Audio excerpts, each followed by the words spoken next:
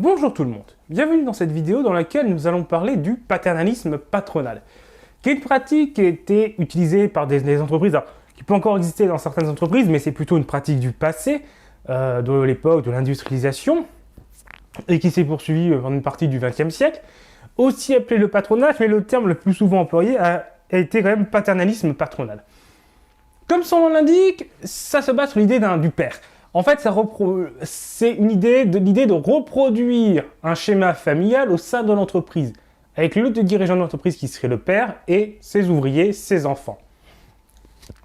Et dans la vision de l'époque, des relations de la famille, le père, en effet, doit être bon et généreux envers ses enfants, mais ses enfants, en échange, doivent respect et surtout obéissance quasiment absolue à leur père. Et donc, traduction, le patron doit se montrer bon et généreux envers ses ouvriers qui, en échange, lui doivent obéissance et respect absolu.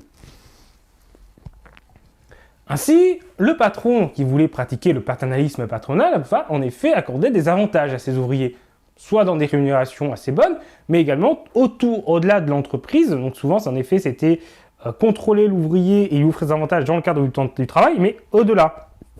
Donc avec les logements, notamment, assurer les logements, donc les corons dans les mines, c'était un exemple typique, mais de nombreuses grandes entreprises, notamment Michelin par exemple à Clermont-Ferrand, ont fait construire des logements.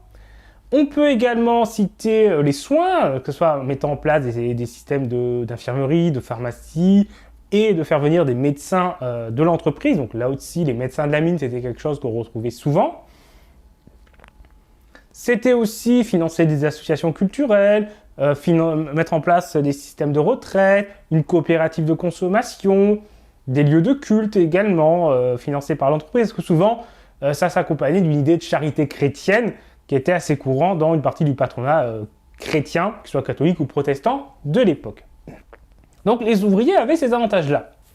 Mais en échange, comme ils devaient obéissance à leur patron, ça limitait le risque d'agitation sociale, ça assurait une bonne obéissance, une bonne discipline du travail, et du coup, peu de syndicalisme protestataire, peu de revendications sociales, à la fois parce qu'en effet, elles sont partie devancées, mais aussi, puisque l'ouvrier doit obéissance, il n'a rien à réclamer.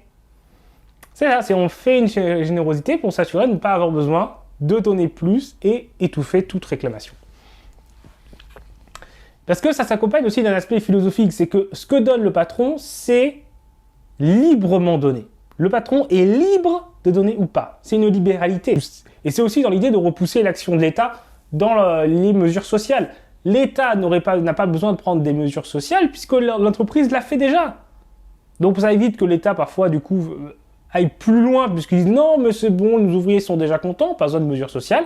Et ça s'inscrit du coup aussi dans cette philosophie de la liberté du patron de prendre ces mesures, d'être généreux en fait. Comme ça, le patron, voilà, c'est une générosité du patron, donc ça ne doit pas être obligatoire, que ça soit obligé par l'État ou obligé par des revendications des ouvriers. Mais aussi un autre avantage du coup de l'aspect libre que ça laisse au patron, déjà ça lui permet d'apparaître comme généreux et donc de dorer son image, mais en plus, ça veut dire qu'il peut retirer ses avantages. L'ouvrier qui aurait l'idée de se syndiquer, de protester contre certaines conditions de travail, de protester contre des conditions de travail qui se dégradent, contre le fait que la sécurité sur le lieu du travail ne soit pas assurée, pourrait absolument perdre ses avantages. Être viré de son logement, ne plus avoir droit aux soins, ne plus avoir droit à la caisse de retraite si elle n'est pas publique et nationalisée, mais dépend de l'entreprise. Et en plus, si tu te fais licencier, souvent, tu perds automatiquement tout ce que tu as cotisé. Vous voyez le problème qui peut vite arriver et la force de contrôle que cela donne du coup sur le personnel. Et donc oui, c'était très utilisé pour ça. Après, ça a aussi d'autres avantages pour le patronat. C'était que ça permettait de recruter plus facilement. Notamment lorsqu'il y avait une certaine tension sur un marché, soit parce qu'on manquait de bras dans ce domaine-là, soit parce que c'était un domaine qui s'étendait de manière très rapide et qu'il fallait donc recruter rapidement et donc il y avait les entreprises se livraient une concurrence pour attirer le personnel. Et donc là, forcément, il fallait mettre en place des mesures sociales pour être plus attractif. C'était également le cas des activités qui demandaient une certaine qualification ou qui étaient très difficiles à exercer. Mais globalement, là, les mines aussi, parce que les mines, c'est une activité très dangereuse, conditions de travail très pénibles aussi. Donc il y avait un taux d'abandon assez important, mais qui demande quand même des qualifications. On ne s'improvise pas bon mineur. Pour que ça soit pour être à l'abattage du charbon, au boisage, encore plus pour tout ce qui est boute-feu et tout, qui demande des compétences techniques précises, il faut une habitude, il faut des compétences. On peut évidemment travailler au fond sans expérience, mais on sera beaucoup moins bon et on sera plus dangereux aussi. Donc, avoir des gens d'expérience, c'était très important. Donc, il fallait garder les gens d'expérience et pour ça, il fallait offrir des avantages et que les gens qui partent risquent de perdre certains avantages et les cotisations qu'ils ont payées. Donc, ça avait cet avantage-là aussi.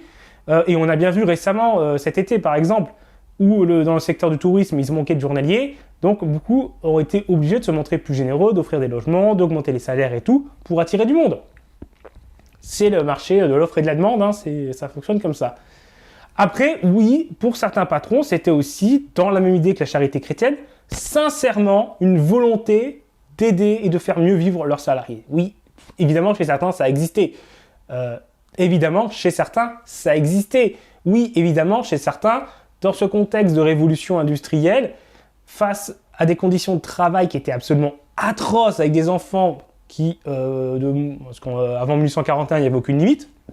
Même après, c'était 8 ans à la limite. Donc des enfants de 9-10 ans qui travaillaient 12 heures par jour, dans des conditions absolument horribles, avec des gens qui mouraient sur leur usine, à l'usine, sur leur machine de travail, parfois des enfants, des corps complètement usés. Oui, évidemment, que même chez certains patrons, ça choquait. Ils avaient envie quand même d'améliorer quand même un minimum les conditions de vie et de travail de leurs employés. Et donc, ils faisaient donc ces mesures-là. Et parfois, ça s'accompagnait du coup d'idéologies du socialisme utopique qui se sont développées aussi durant cette époque. Mais pour ça, je vous invite à aller voir la vidéo que j'ai faite sur le sujet. Et donc, avec l'idée voilà, d'améliorer les conditions de vie. Quelle entreprise le faisait? Alors, comme je vous l'ai dit, pas mal d'entreprises qui étaient dans une situation de manque de personnel. Il y avait aussi donc les mines en général, mais aussi globalement toute entreprise qui se retrouvait extrêmement dominante en un lieu. Lorsqu'il y avait une entreprise qui assurait quasiment l'ensemble de l'emploi sur une ville ou une zone géographique, elle avait plus facilement tendance à pratiquer le paternalisme patronal parce que ça lui donnait aussi une emprise sur l'ensemble de la vie locale. Parfois, ça allait jusqu'à du coup se faire élire. On a eu du coup Carmaux où il y avait une concurrence entre les candidats des syndicats et les candidats de la mine. Au Creusot aussi où les élus venaient du coup de la direction de la mine. Et donc à Clermont-Ferrand où ça s'est beaucoup développé autour de Michelin, il y a eu cette pratique-là. Ça, c'était aussi un moyen qui permettait aussi, lorsqu'il faisait des cités ouvrières ou d'autres avantages, on va dire, plus globaux au territoire, donc construction d'églises, attirer des médecins, construire donc des logements, aussi intervenir dans la voirie, dans les systèmes d'eau, l'eau courante, l'électricité, tout ça, qui bénéficiait à l'ensemble d'un territoire, mais ça bénéficiait forcément, essentiellement à son personnel. Puisque quasiment tous les habitants du coin, c'était son personnel, pas celui du nôtre. Donc ça joue beaucoup. Et comme les mines étaient souvent dans cette situation-là, en fait, de s'être développées dans un territoire qui était plutôt rural et agricole, avec peu d'industrie, c'était des territoires donc souvent en mono-industrie, avec un bassin minier où la mine dominait. Et donc ça encourageait aussi à la pratique du paternalisme patronal. Donc pour résumer, le paternalisme patronal, donner des avantages à son personnel pour mieux le contrôler, et à attirer plus facilement des ouvriers lorsqu'on en manque, et accessoirement une volonté sincère d'améliorer les conditions de vie de son personnel. Voilà. J'espère que cette vidéo vous a intéressé, que vous avez appris des choses. Si c'est le cas, n'hésitez pas à la partager et à l'aimer. N'hésitez pas également à vous abonner pour ne pas rater nos prochaines vidéos. Au revoir tout le monde.